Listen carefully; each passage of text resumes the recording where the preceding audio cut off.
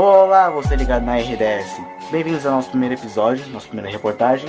Meu nome é Felipe e bom, foi levantado uma enquete com o nosso grupo de reportagens e busca de informações a seguinte pergunta: que raio que é esse? E bom, estamos aqui na cidade maravilhosa chamada Junqueirópolis e nós viemos aqui perguntar para esses dois bons cidadãos se eles sabem realmente que raio que é esse. Você, meu bom cidadão, você sabe por acaso o que é um raio?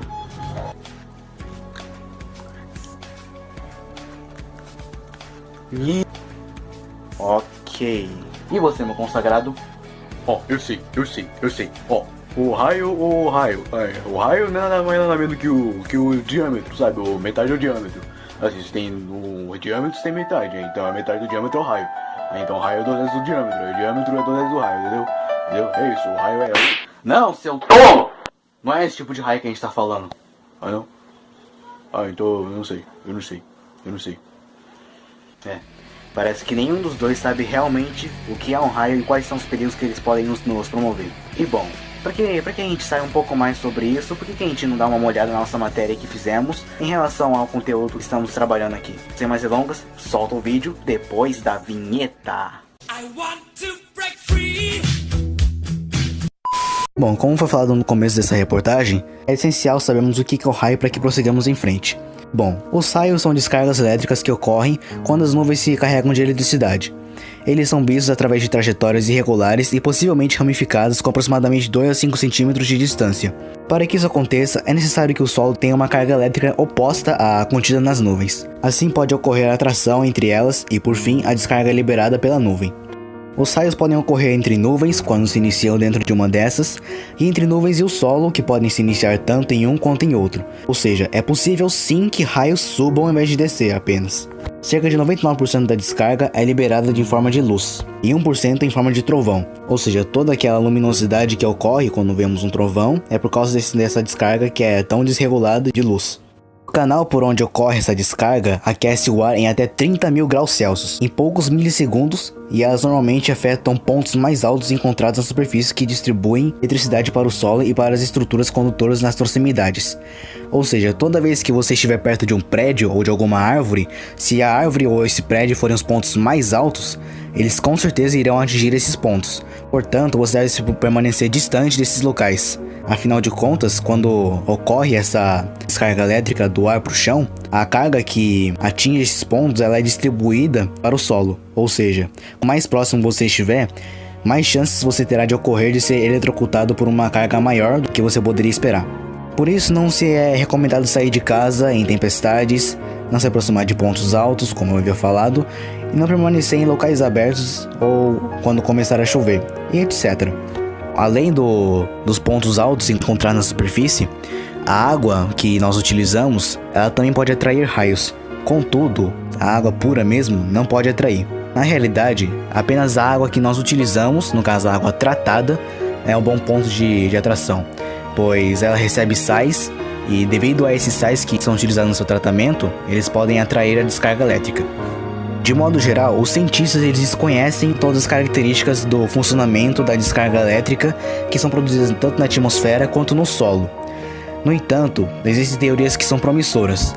No caso, a mais promissora nesse campo indica que as partículas que constituem as nuvens, quando carregadas com cargas distintas entre si e quando elas são atritadas, no caso quando elas se esfregam por causa de uma tempestade, elas acumulam as cargas elétricas que eventualmente acabam se descarregando na forma de um raio.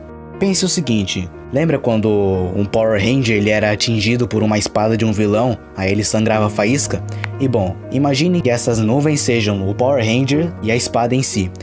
Aí cada um tem uma carga diferente, o Power Ranger positiva e a espada negativa. A espada começa a bater no Power Ranger e sai faísca. É basicamente isso.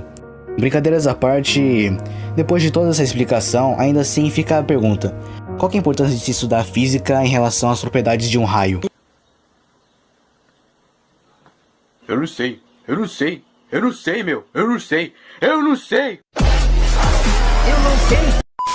Bom, no geral, podemos dizer que a física é uma ciência natural que estuda a interação entre as matérias e a energia.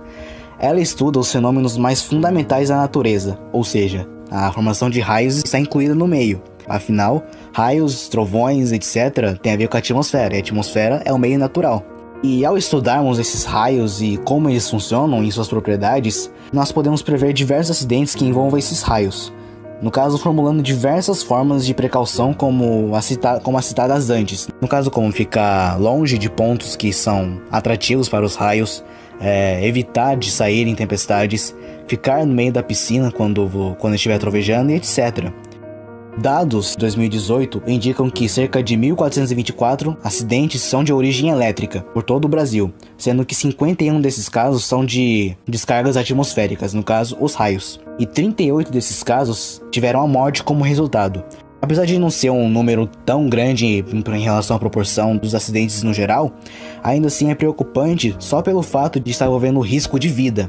Portanto, é recomendável evitar qualquer tipo de situação que envolvam os raios. Evite de ficar acreditando em ditados como um raio não cai 2 vezes no mesmo lugar. Na realidade ele cai sim, dependendo do ponto que for mais alto. Por exemplo, se você estiver no meio de um campo plano, completamente vazio, você será o único ponto mais alto que o raio poderá possivelmente atingir. Portanto, para que evite o risco de vida, recomenda-se que você fique deitado, ou então, se caso estiver próximo de uma casa, volte correndo para ela imediatamente.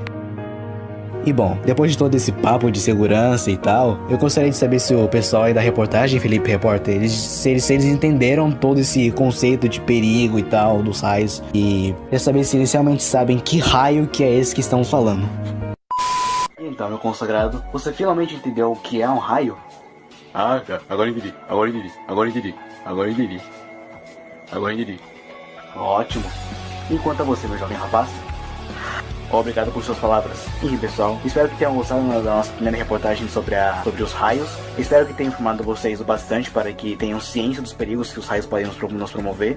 Fiquem longe de lugares altos, de lugares próximos à água, em caso de tempestades. Sem mais delongas, eu me despeço de vocês aqui. Fiquem com Deus, um abraço e até a próxima.